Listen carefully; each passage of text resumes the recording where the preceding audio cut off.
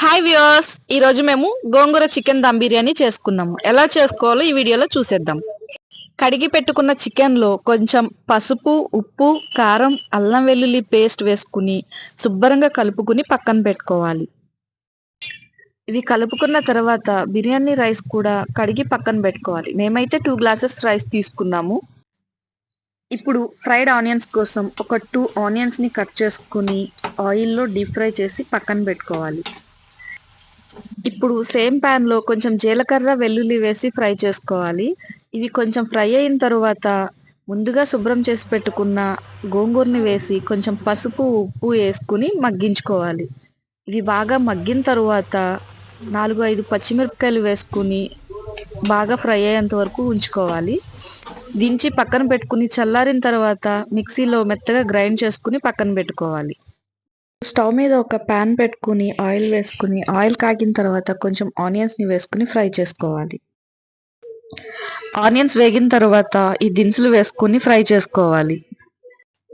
ఈ ఫ్రై అయిన ఆనియన్స్ లో ముందుగా మసాలా పట్టించి పక్కన పెట్టుకున్న చికెన్ ని వేసుకుని అలాగే ముందుగా ఫ్రై చేసుకుని మిక్సీ పట్టుకున్న గోంగూర పేస్ట్ ని కూడా వేసుకుని శుభ్రంగా కలిపి చికెన్ ఉడికేంత వరకు మగ్గించుకోవాలి.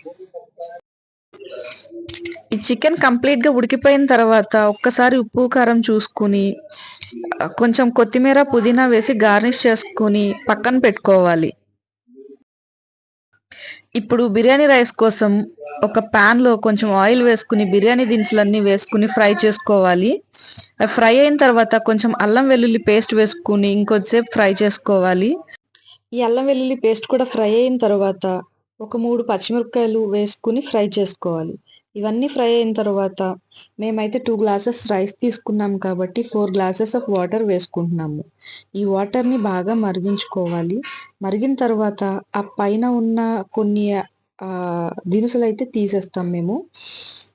ఇప్పుడు ఆ ఎసరు కాగిన తర్వాత మనం ముందుగా కడిగి పక్కన పెట్టుకున్న బియ్యాన్ని వేసి ఒక 70% కుక్ అయ్యేంత వరకు ఉడికించుకోవాలి.